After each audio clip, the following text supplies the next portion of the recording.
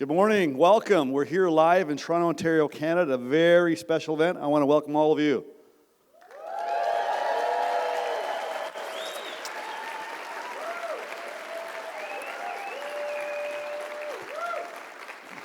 They're excited. I want to welcome you wherever you are, on your phone, your computer, at home. Welcome to an amazing event.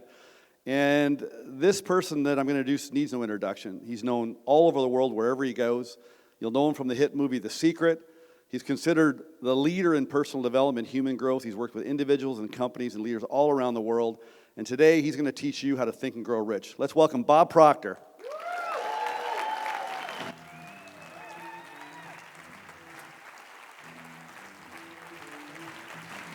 Good afternoon. Greetings. Thank you. Wherever you are, morning, afternoon, evening, I want to welcome you. This presentation is on behalf of the consultants that are part of the Proctor Institute. So if you're watching this, wherever you're watching it from, the odds are pretty good you've been invited by one of our consultants. We have one of the most phenomenal group of people that you're ever going to find anywhere. They're very dedicated, that work as consultants with our company, the Proctor Institute. We have around 1,500 consultants in 77 different countries. And that isn't an accident. It's the way it's designed, and we are working at expanding on this all the time. Many years ago, I took a pen, and I sat down, and I said, I'm going to build a company that operates all over the world. And that's essentially what we're doing. Now, what I'm going to talk to you about today is your results. I want you to think about the results that you're getting in various aspects of your life. Could be your income. It might be your personal relationships. It might be the development of your corporation. You could have a large corporation, maybe a small, and you might be a one-person operation. But you get results. I learned a long time ago that results always tell the truth. You can never escape from them. The results always tell the truth. Now, if we are on the right track, it's of my opinion anyway, that our results should always be under construction. We always want to be shooting for something a little bit beyond where we're at, because that is how we grow. And growth is the name of the game. There's a very basic law of life, a dynamic law. It's create or disintegrate. If we're not getting better, we're going in the opposite direction. And I don't think any of us go there directly, intelligently, because we choose to. I think we go backwards every now and then because we make some errors. So growth is it's a very important part of our life, and it's something that we should all be involved in all the time. I've been working at this for a long, long time. And I found if we're going to grow, we're going to have to change. And if we don't change, we're not going to grow. Okay? Now, the Proctor Institute is involved in change. That's really what we're all about. That's what our consultants are about. We have programs that are designed to help you improve the quality of your life. Now, the beautiful truth is that you and I can actually create our own income, create our own economy. Now, there's not a lot of people that believe that, and I certainly didn't for a long, long time. Do you know, we get inundated with newspapers, with television, with radio, and just overhearing conversations, maybe in a restaurant or with someone that we work with. How difficult it is to manage in the economy that we're working in. And we're always talking about the Dow or what New York Stock Exchange is doing. We're looking at something outside of ourselves all the time. The truth is, it operates inside of ourselves. Do you know that in the very worst economy, there's people that are winning and winning in a very big way? And in the very best economy, there's people that are losing.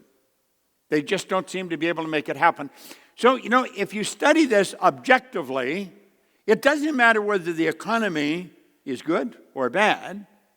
What makes the difference is where is your mind at?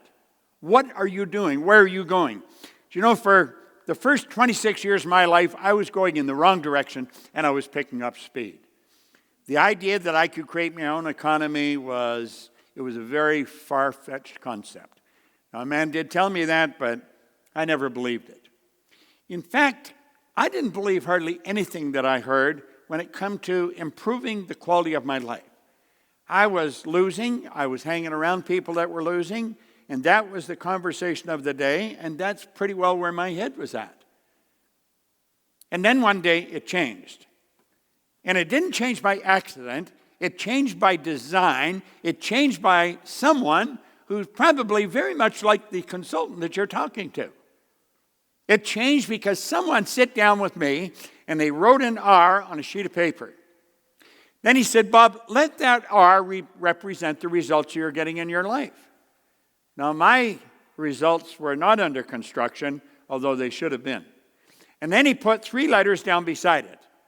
He said, let that represent happiness, health, and wealth. And he asked me if I thought he was a happy guy. And I looked at him, and I didn't know him real well. And I said, yeah, he seemed pretty happy to me. He said, have you ever seen me when I was sick? I had to admit I hadn't. He said, you ever see me when I was broke? This man always had a lot of money in his pocket. And that caught my attention more than anything because I never had any. And he said, Bob, you are about one of the unhappiest guys I've ever met. He was being very honest. I was unhappy. And he said, you're not the healthiest guy in town. You always seem to have a headache or a cold or something. And he said, you're always broke. And that's true. That's exactly how my day went. And I was earning $4,000 a year at the time, and I owed $6,000. Now, I'm going back to 1961. This is not yesterday. It was quite a long time ago. But if you're earning $4,000 and you owe $6,000, it's fairly obvious I would have taken every cent I earned for 18 months just to break even if I'd paid nothing but paid debts. You see, it was an impossible situation. And I have found over the years that that's pretty well the way a lot of people are looking at life. They're in an impossible situation. They just cannot see how they're going to get out of it because they have a tendency to look at where they're at physically, and they never ask themselves about the power that they have locked up within them. I certainly didn't. I was no exception. And he said, Bob, do you enjoy those results? Well, of course I didn't enjoy them. I mean, I thought it was sort of a dumb question. He said, well, do you ever think of changing your results? And to tell you the truth, I don't think it ever did enter my mind. With me, it was always just get by. See, I was actually living a day at a time, and although it wasn't planned, that's just the way it was. When I woke up in the morning, it was get through the day, because I owed everyone I talked to money. I was not a happy person, and I was hanging around with a group of people who were much like myself. We have a tendency to attract people to us that are much like we are. And that was a sad situation. Then he said to me, he said, Bob, do you ever read anything? Now, I said, no, I can't read. Now, that wasn't true. I could, but I didn't. I didn't even read comic books. And he showed me a book. And he said, Bob, this book was written by a man that was mentored by the wealthiest man in the world at that time. The book is Think and Grow Rich. It's by Napoleon Hill. Now, this book is falling apart. He gave me this book. That was in 1961. That was a long time ago. He said, if you will read this every day, he said, the man spent his whole life writing it. He said, I think it would be a prudent move on your part if you spent the rest of your life reading it. It's called Think and Grow Rich. Now, I thought the title was sort of comical. Think and Grow Rich. You see, I didn't know anybody that was rich, in my opinion. I've since wrote a book called You Were Born Rich, and we're all born rich. Most people are just a little short of money. But he said, if you read this every day. Now, I'm going to tell you the truth. I had never read a book in my life. I could read, but not well. I since found out that most people don't read very well. Most people read at about a grade 7 level, and that's because we learned to read by the time we're in grade 6, and we never improve upon the skill from that point on. And he said, do exactly what I tell you. Now, you know, he didn't tell me what to eat or what time to go to bed, but I had never done what I was told. I spent a number of years in the Canadian Navy, and I was punished many times because I wouldn't do what I was told. I don't know. I seemed to resent authority. I was going in the wrong direction, and I just rejected any kind of advice I got. For some strange reason, I started to listen to this man.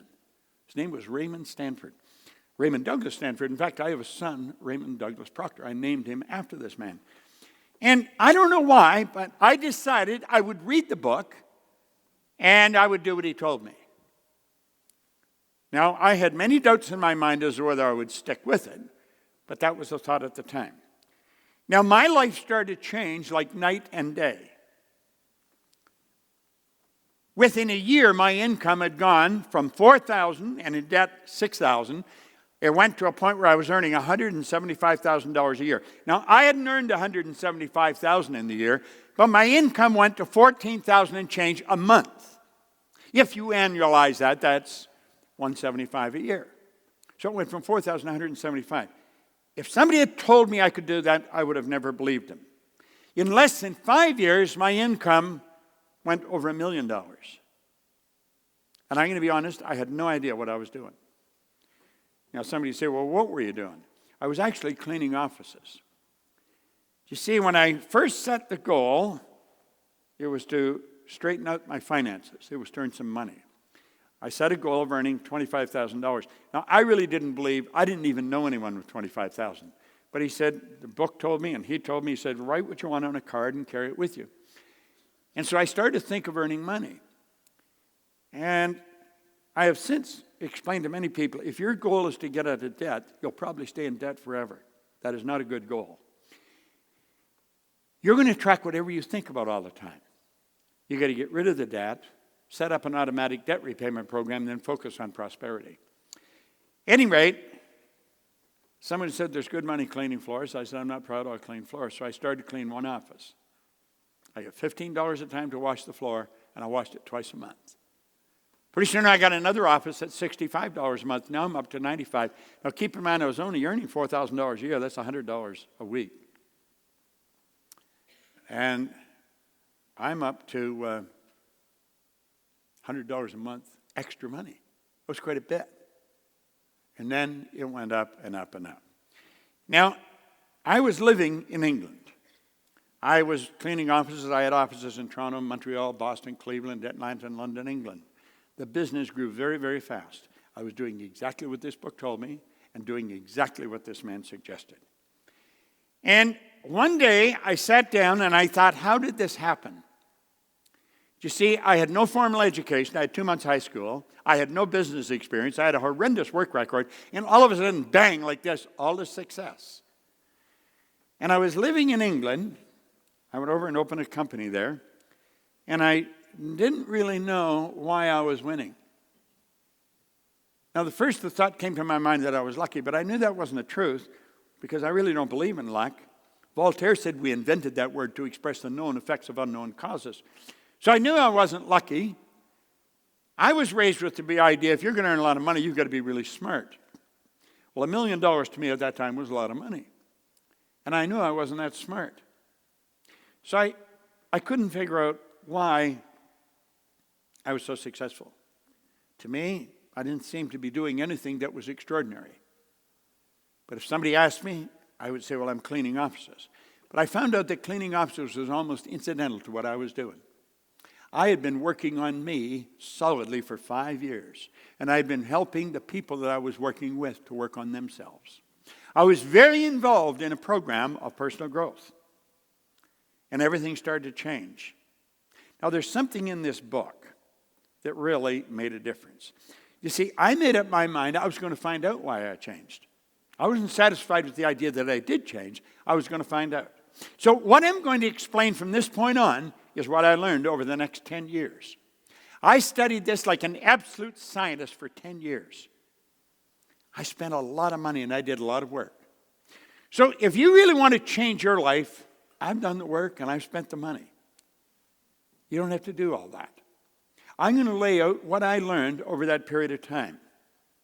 And when I figured out exactly why I changed, all I wanted to do was teach it. And that's all I've done for a long, long time. This company has been going since 1961. That's 58 years.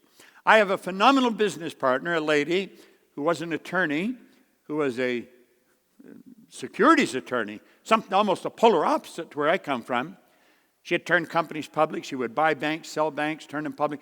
Very, very brilliant woman. And when she joined us a little over 10 years ago, our company took a big jump because she brought an expertise in that I certainly didn't have. I know how to earn it. I didn't know how to work with it. Our company has worked all over the world. We have worked with some of the largest corporations in the world. We watched their sales go up by hundreds of millions of dollars. I couldn't even mention the number of individuals we've sat down and worked with. When I do a seminar in Los Angeles, or we do, because my partner, Sandy Gallagher, she does it with me, our team goes there, we will stream into over 115 countries. You see, the goal that I set a long time ago, we're now realizing we're living it. So what I'm going to show you is what I have learned over my lifetime. I have tested this every way you can think of. Some of the most brilliant people in the world have tested this. We don't wonder if it works. We know it works, and we've worked it all over the world. So I'm going to ask you, if you're a little skeptical, set the skepticism aside. Just set it aside. And when I'm all finished, if you want to still be skeptical, then do it then. I'm going to ask you to open your mind and sit back and really listen carefully.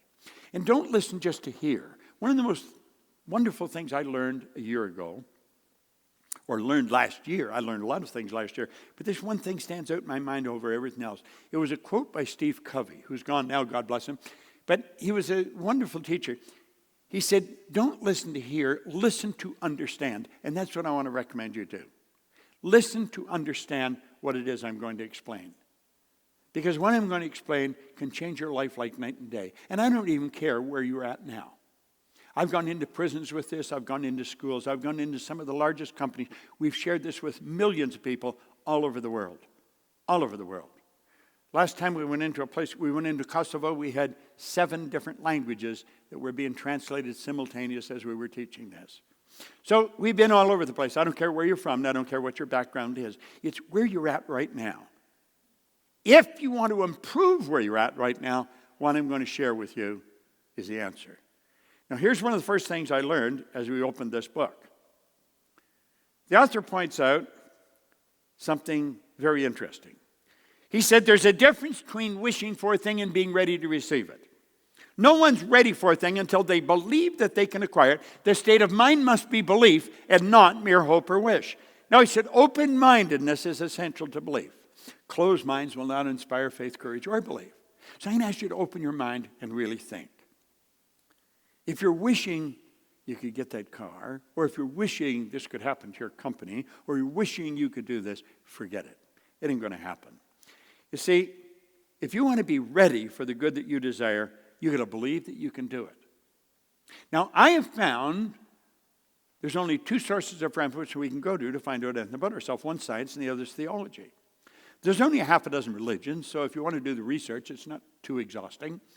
And I've studied both sides now for my entire adult life, and I have found that regardless of the religion, or regardless of the psychology that you're involved in, they will all teach you one thing: you got to believe. You got to believe. That played in my mind for a long, long time. How do you believe? That's probably a question you're asking yourself. How do you believe? Well, you know, I had a wonderful mentor. I've had 7 phenomenal mentors. Leland Valvanderwall, he was a great big man. He and I became very good friends. All my mentors became good friends with me, and I with them. We were sitting in a restaurant one day, and just in idle conversation, he said, our belief system is based upon our evaluation of something. And frequently, if we reevaluate a situation, our belief about it will change. Now, this idea of belief had been plaguing my mind. So I said, what did you just say? I said, I'm not sure. It's about belief. Yeah. He said, our belief system is based upon our evaluation of something. And frequently, if we reevaluate a situation, our belief about it will change. I thought, that is really interesting. Now look, hope and wish doesn't cut it, but belief will. Belief will. If you listen real carefully to what I'm going to explain, and this is a very short presentation, and I got to keep my eye on the time, odds are pretty good you can start believing that you can do what you want to do. Now here's something beautiful. Remember, no more effort is required in order to aim high in life, to demand abundance and prosperity, than is required to accept misery and poverty. I have found out it's much easier to win in a big way than it is to lose. Now think of this. There's two things that you must know if you're going to create time and money freedom, and I think that's something everybody wants. You've got to know where you are, you've got to know exactly where you're going, and you've got to get moving in that direction. Now that's so simple and so obvious, you have to ask yourself, why are so many people stuck? Now I've been in this business a long time, and I can tell you, without doing any research, most people are stuck. There's only 3 or 4 or 5% of the people that are really making it happen. The rest are struggling trying to make it happen. And some of them are absolutely brilliant people. You know brilliant people. They've got degrees coming out the end of their business card, and they're stuck. You see, most of us have been taught that you've got to have goals. Well, I think everybody has goals. Some of them maybe are a little more articulate than others. They may not have their goal in writing or something, but, there's something they want. That would fall in the category of a goal. I don't think that's where the problem is. I think the problem's over here. It's where we are. That is really the problem. You see, we're being controlled by something called a paradigm. Now, you may be wondering, well, what the heck is a paradigm? Paradigm is a large problem for almost everyone. Companies have paradigms. It's called culture. Countries have paradigms. It's called culture. Every individual is a paradigm. It's an idea in our subconscious mind. We didn't even build it. Somebody else built it. Here's the best definition of paradigm you may ever find. Paradigm is a mental program that has almost exclusive control over our habitual behavior, and almost all of our behavior is habitual. Now think about that. We wake up in the morning and we just motor into action. And somebody else wrote the program that's controlling our behavior. Now, that's rather sad, but it's the way it is. I want you to look at the areas of your life paradigms have control over. This is very important. Paradigms control our perception, and our perception is our reality. It's how we see things. It controls our perception. Paradigms control our use of time. A lot of people buy time management programs, and they're trying to manage time. Time can't be managed. Nobody manages time, and yet everybody gets exactly the same amount of time. We get all there is. There's no one gets any more time than another. We get all there is. So it's what we do with our time. We merely manage activities. Our paradigm manages our creativity. You'll hear people say, well, I'm really not creative. Writers are creative, musicians. Everybody's creative. You're God's highest form of creation. There is nothing on the planet that'll even equal you. Our paradigms control our effectiveness, and our effectiveness controls our productivity. So do you see, this program that's inside us is controlling us. Our paradigms control our logic. There's certain things we say, well, you've got to be realistic. Is that right? Can you imagine the neighbors over in Dayton, Ohio, back around 1903? There's 2 young bicycle mechanics, and they said, we're going to fly. Nobody had ever flown. People had died trying.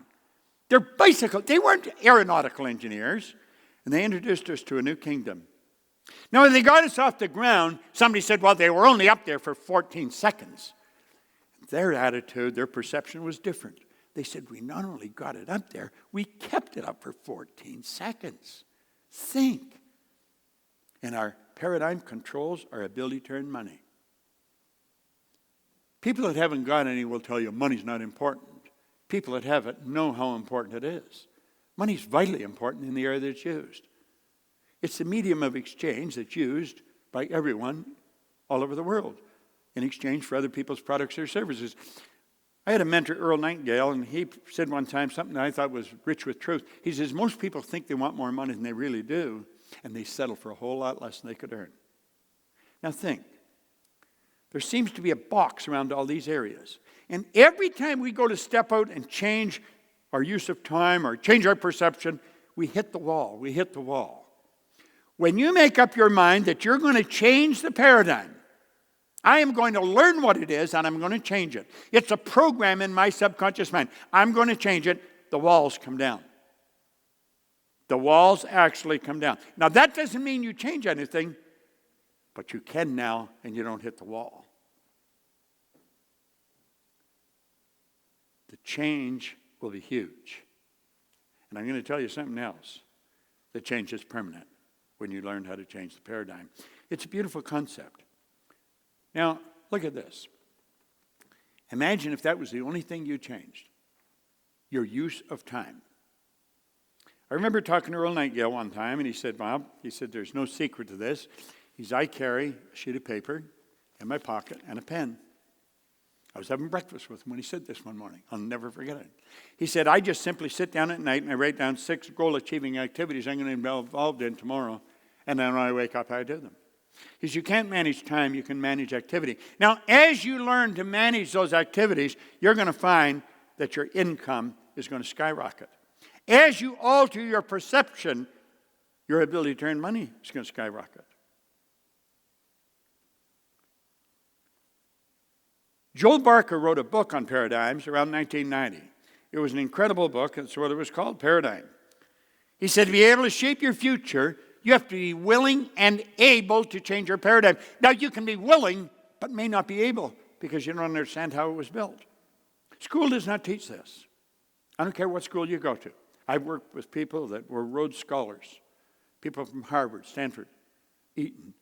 They didn't understand it because they were never taught. Most psychiatrists, psychologists, or behavioral scientists that teach it, they teach it in such a way that it's only understood by other psychologists, psychiatrists, or behavioral scientists. I'm going to show you a way that I was taught. It was taught so that I could understand it. Remember I said I had no formal education? Well, I teach this today to psychiatrists. This has to be some of the best information you're ever going to find. Now, I want you to look at the mind and paradigms. But let's get more specific. I'm going to suggest you look at your mind and your paradigms. Now, how are you going to do that? Well, to do that, you have to understand something about the mind. In 1934, Dr. Truman Fleet was very involved in the holistic healing and the healing arts. And he said, the mind's an activity, it's not a thing. In order to gain clarity and eliminate confusion, he said, I'm going to create a picture of the mind. Do you know nobody's ever seen the mind? Nobody's ever seen it. Most people think of the brain when they think of the mind, but the brain isn't the mind any more than your fingernail is. Mind is an activity. Brain is an electronic switching station. As you activate brain cells, it alters the vibration of a part of your body. For me to move my arm up and down like that, I have to activate a group of cells in my brain. Now, we have found if a person has a stroke, let's think of this. The brain is the greediest part of the body when it comes to blood. It wants all the blood. If the blood stops going to a particular part of the brain, bang, like that, a group of cells die. Instantly, they die. And the person may lose the use of this arm and leg. Well, we found if we take that and just open their hand, close their hand, move their arm up, move them down, open hand, and keep doing that. It's a form of patterning. We will educate healthy cells to do what the damaged cells can no longer do. Now, what I mentioned that just to get across to you, your brain is an electronic instrument. Your brain will not think, but you think with your brain. It's reported we have Albert Einstein's brain in a jar somewhere in Jersey, but it's not doing anybody any good because Albert's not with it. Your mind activates brain cells. Now, this good doctor said, nobody's ever seen the mind, so I'm going to draw a picture of the mind. Now, the first time I saw that, I laughed. I said, this is pretty simple. It looks like something out of a comic book. But the guy told me, he said, this is no comic book. This is probably one of the most powerful ideas you'll ever see. And he took and he drew a line right through the big circle. He said, let the big circle represent your mind, and the little one represent your body. The top half of the circle we're going to say is our conscious mind. The bottom half we'll say is the subconscious, and the little circle represents the body. Now, without question, in all the years I've been studying, this is, without question, the most valuable idea I've ever learned. I want to suggest you burn this into your mind and take it serious. You sit down with any consultant, the consultant that invited you, and they can go through this. They'll show you programs that explain this. You can teach it to your children. And I guarantee when the kids start to learn, their grades go up in school. Your relationships become stronger. You start to understand why people are like they are and why they're doing what they're doing. Because you're starting to understand you. And you're the only thing you have to study. There's something phenomenal about you. It's so incredible that in all our study, the wisest among us do not really know all there is to know about ourselves. So let's take this little drawing and we'll run through some basics. There's the conscious mind, the subconscious, and the body. Now, the conscious mind is our thinking mind. That's the part of us that thinks. Thinking is the highest function we're capable of. I remember Earl Nightingale, who was a mentor of mine. He said one time, if most people said what they were thinking, they would be speechless. I laughed and I thought, but you know, as I started to think about it, I thought the guy's right. Listen to most conversations. It's obvious people aren't thinking or they never say what they're saying. Or stand back and watch the way people behave. It's going to become obvious they're not thinking or they never do many of the things they're doing. Now, the conscious mind can think. This is called our educated mind. This is where school is focused on you storing knowledge. And of course, this is where intellect is resident. Now, do you know most people go through their whole life and they never learn about their intellectual factors? And it's the intellectual factors that separate you from all the rest of the animal kingdom. Think of this for a moment. You and I are the only creature on the planet that is totally disoriented in our environment. All the other little creatures on the planet are completely at home in their environment. They blend in. We are totally disoriented because we have been given these higher faculties. It gives us the ability to create our own environment. So you see right at the front when I said you can create your own economy, or you really can, and you do. You are. Whether you're aware of it or not really makes little difference. Now the subconscious mind is quite different. That's the emotional mind. That's the part of you where the paradigm is. Now let's switch this over at the top. Because you can think, you have the ability to choose. Do you know you choose everything you do? You'll say there's things you have to do. No, there's really not. You say we have to pay taxes. No. You could move to a tax-free zone or you could go to jail. It's a choice. Everything we do, we choose to do. Now, most people never, ever, ever become really, truly aware of that, but that's the way it is. You and I have the ability to accept or reject. When we see something in the paper, on the news, we can accept it or reject it. We do not have to accept. We have the ability to think. We can choose. We can say, I'm not going to accept that. I'm going to stay in control of me. And if you reject it, you have the ability to originate. You're a creative being. You're God's highest form of creation. Now, the emotional mind doesn't work this way. The emotional mind must accept everything you give to it. It has no ability to reject. Whatever is placed in the subjective mind, it must accept. The subconscious mind is immoral. It's like the earth. It doesn't care what you plant, but it'll grow whatever you plant. Earl Nightingale placed that idea very well in his Strangest Secret recording. He said, you can plant nightshade, a deadly poison, and not a 16th of an inch away, you can plant corn, a sweet food. One will grow with just as great an abundance as the other. The earth doesn't care what you plant, but it will return what you plant. That's the same with your subconscious mind. Now get this. This is a beautiful thing to really understand. Your subconscious mind cannot differentiate between what's real and what's imagined. You can imagine something terrible happening, you'll get upset. You can imagine something beautiful happening, and it will inspire you.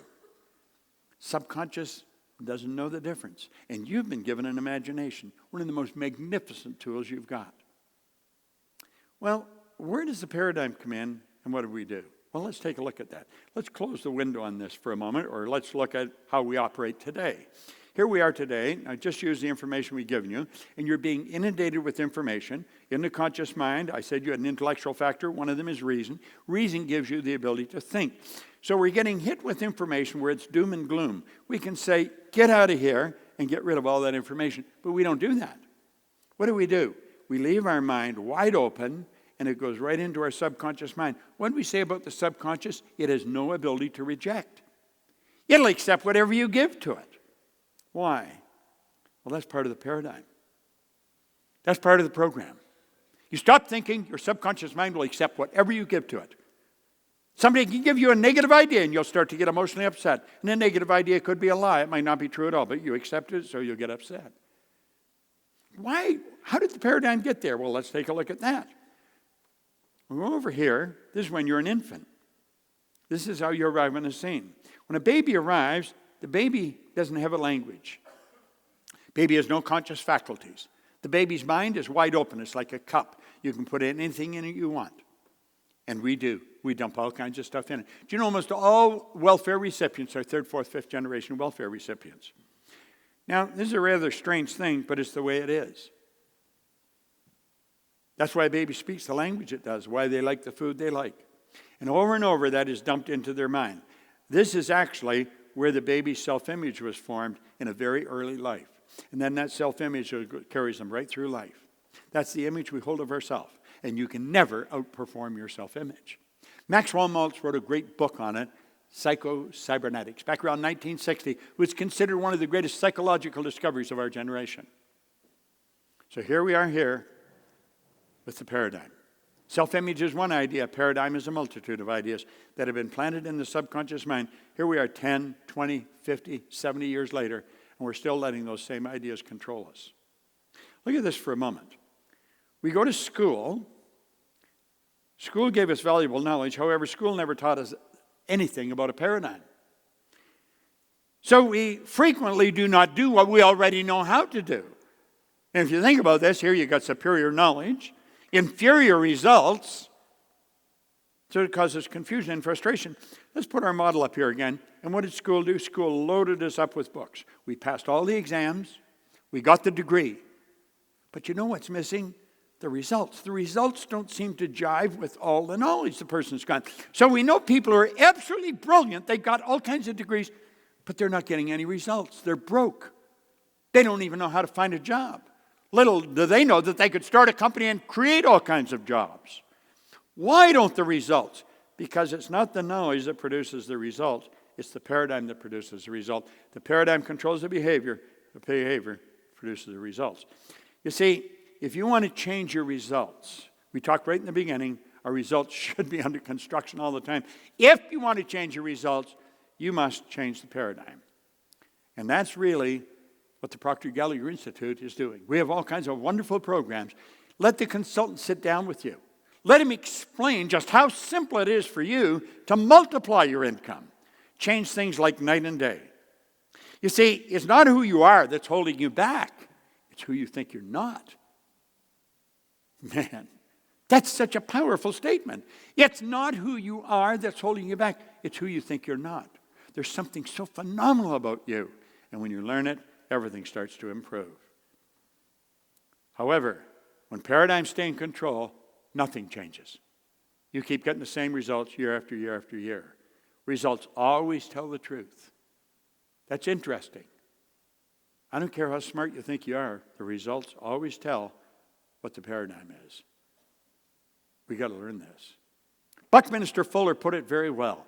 He said, you never change things by fighting existing reality. You change things by building a new model that makes the existing model obsolete. And that's exactly what I did 58 years ago. Didn't understand that's what I was doing at the time. Then it took me a number of years before I figured out what I had done. I literally built a new model. If you would like to build a new model that guarantees the rest of your life be the way you want it to be, sit down with our consultant. Let them share with you. They're well trained. They've got phenomenal programs. They can explain this to you. They explain how it works. It's a fascinating subject. You build a new model. That's exactly what I had done. It took me 10 years, 9.5 exactly, and I'd been studying this with some of the most brilliant people alive, trying to figure out why did Bob change? Why did I go with no formal education to earn myself all this money? I had the good fortune of working with Eric Hoffer back in 1969 and 70. He said, in times of rapid change, the learners will inherit the earth. Well, the learned find themselves beautifully equipped to deal with the world that no longer exists. Now, you know, there's no such thing as a learned person. You're either learning or you're not. It isn't something you fill up and put a cap on. And he said, the learners will inherit the earth. I took that to be metaphorical, that you would be happy, healthy, and wealthy. When you start to study you, that's what all of our programs do. That's what our consultant can help you do. Everything in your life is going to look different. Life should be and can be absolutely incredible. Now he said to learn You need a certain degree of confidence. Not too much, not too little. If you have too little confidence, you'll think you can't learn. I lived so long like that. And then this man convinced me I could learn. Ray Stanford said, Bob, do exactly what I'm telling you, and you can have anything you want. I didn't believe that, but I believed he believed it. Let our consultant sit down with you. He said, if you have too little confidence, you think you can't learn. If you have too much, you think you don't have to learn. Look at your results. Are they what you really want? How about money? There's an absolute law governing compensation. Now, I'm going to go into this a bit and be the last subject we're really going to hit on. There's one more that I'll touch on. But this is important because this is not taught in school. The amount of money you earn is always in exact ratio to three things. Number one, the need for what you do. Number two, your ability to do it. And number three, the difficulty there'd be in replacing you. It's the need for what you do. There's a phenomenal need for what we do. Therefore, the people in our business can earn. The opportunity to earn a lot of money is here. However, that doesn't mean they're going to earn a lot of money. It's your ability to do it. You've got to get very good at this. You've got to get very good at whatever you do if you want to raise the stock. And the more you do that, the more difficult it'll be to replace you. See, when a person's very difficult to replace, stock goes up. That's just the way it works. Now look at this for a moment.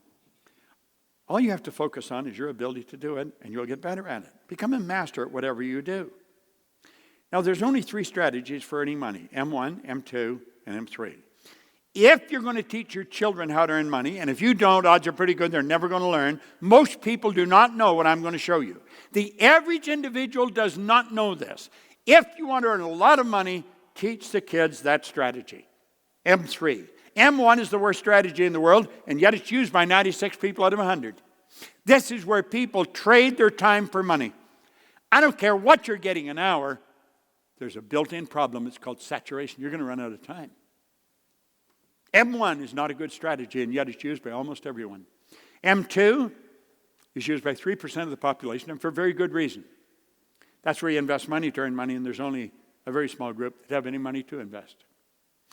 M3 is the program that I stumbled on way back in the early 60s. I had no idea what I was doing, but I did it.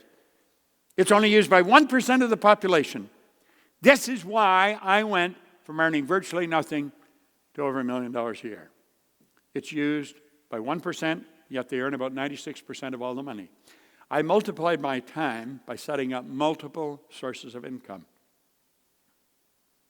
Do you know, if you study our programs, we can show you how to turn your annual income into a monthly income.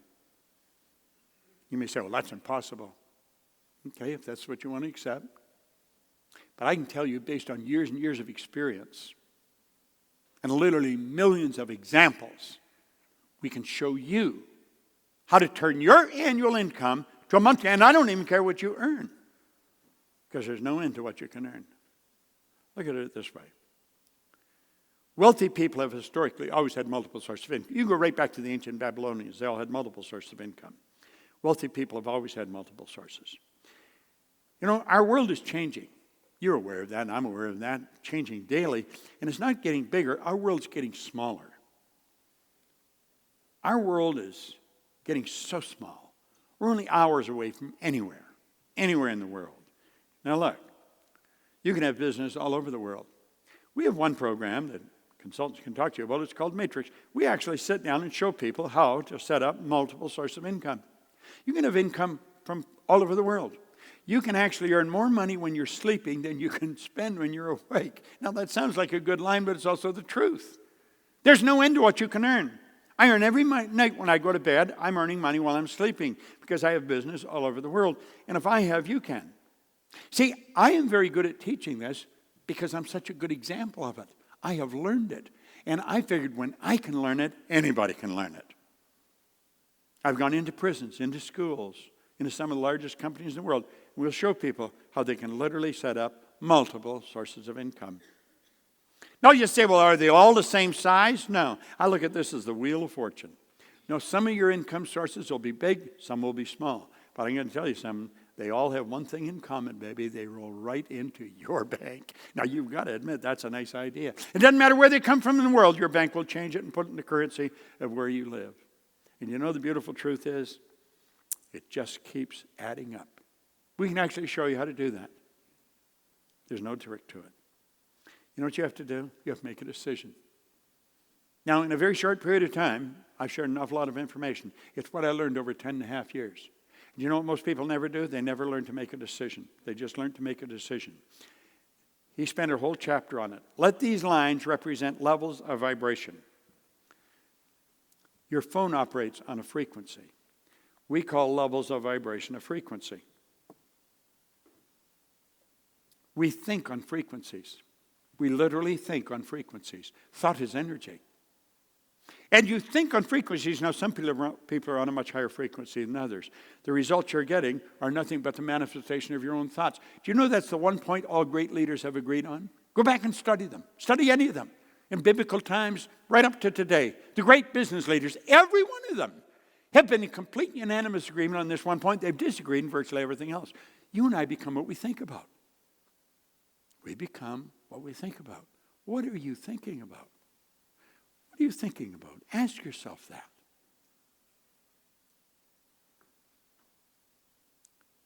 We say, these are the results I'm getting, but that's the result I want. And I'm going to do that. I'm going to do that as soon as I get the money. I'm going to do that as soon as the kids are out of school. I'm going to do that, and it's always when this changes. And you know something? This is never going to change because you never built a new model. And so pretty soon, the decision fades. The decision fades, and so does the goal. Why? Well, if we understand our own world, it soon becomes pretty obvious. We're thinking way down here on this frequency. And what we're shooting at is way up there on a higher frequency. We're down here, it's like we're listening on an AM frequency and wonder why we're not getting FM music, higher frequency. If I phone your number, your phone's the only one that's going to ring. There's millions of phones because I'm on your frequency. I don't get my brother if I phone you. I only get my brother if I get on his frequency. And you see, if you want to get the goal, you got to start thinking. You get your mind and your thoughts focused on the same frequency as what you want. Now, this is how decisions should be made. You see? When you make a committed decision, this is going to be done. I'm going to do this. You don't ask yourself, do I have the money? Do I have the time? Do I have the help? You don't ask any of those questions. He points out in here that successful people make decisions very fast, change them very slow, if and when they change them at all. And for years I wondered, how do they make the decisions so fast? How do they gather so much information? They don't need to gather information. They made a committed decision. They begin to think and act like the person they want to become. They let go of the past. And when they think on that frequency, they will start to attract everything that is required because that's where the good that you desire is. Now, this may sound a little futuristic if you've never studied into this. Nothing is created or destroyed. Everything's already here.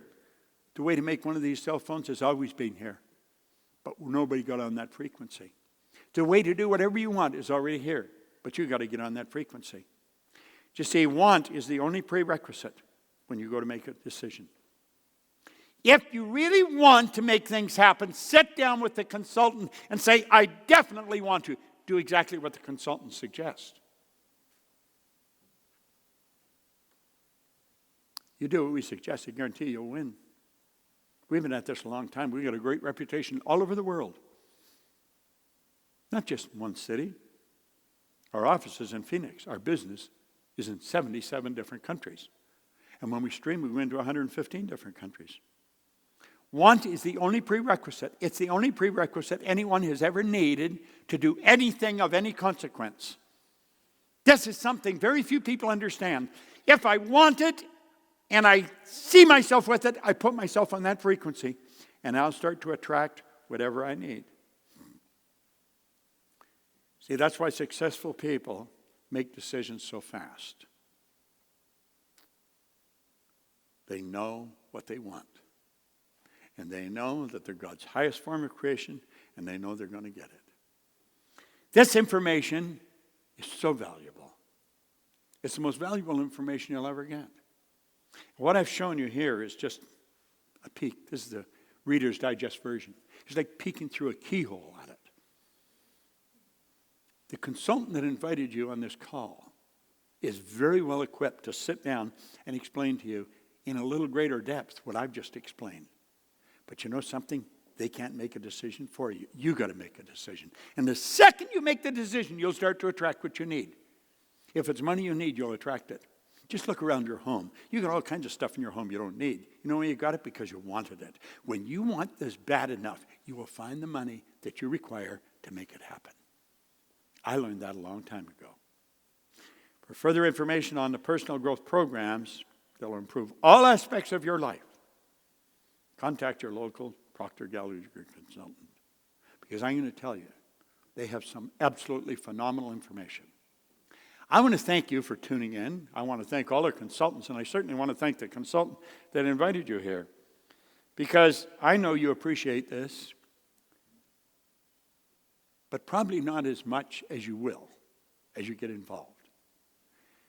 I will be forever grateful to the man that first sat down with me and got me into this book. I carry elastic with me because the book's fallen apart, and I carry the book everywhere I go. But my life has changed so much since he first sat down with me. If you will listen to your consultant, listen to understand. I've just sort of scratched the surface here. We've got phenomenal information. I think we've got the best information you'll find anywhere in the world. Don't cheat yourself out of the life that you really want. Life is very short. And the older you get, the shorter it's going to be. Just works that way. You don't know how long you're going to be here. You may think you're going to be here for a long time. You may only be here for a short time. You may think you're only going to be here for a short time. You could be here for a long time. We don't know that. But we do know we're here now. Give it everything you've got. Sit down with the person that invited you and say, I want to get this as quick as I can, and I want you to show me how to really speed up. I want to move at warp speed. This information will change everything in your life. It'll make your business more successful. It'll make your life more successful.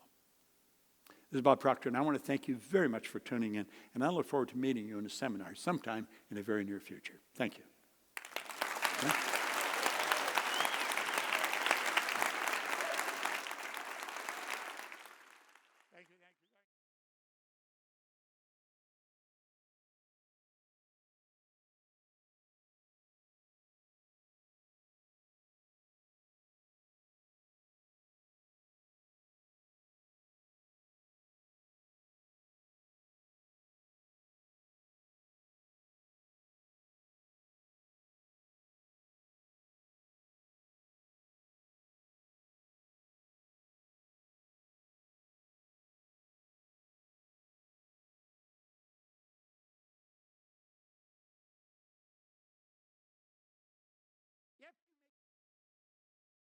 Good at presenting this, you're going to get really good at presenting it.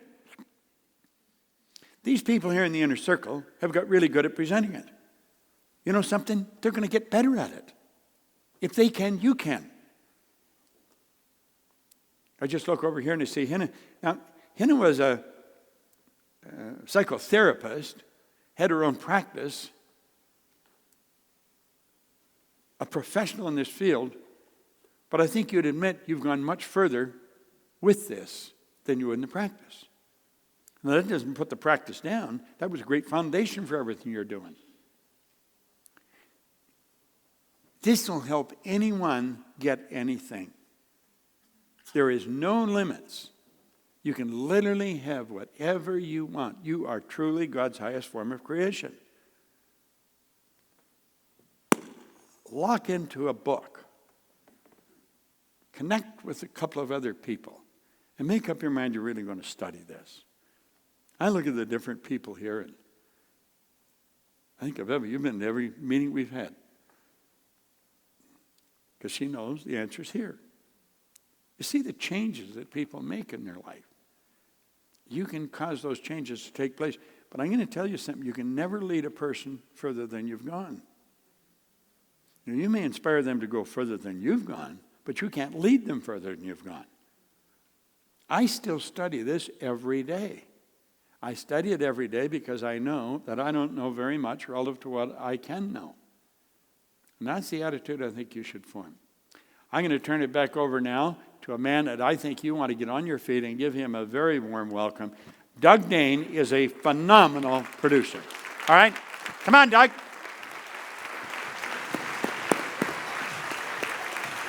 Come on.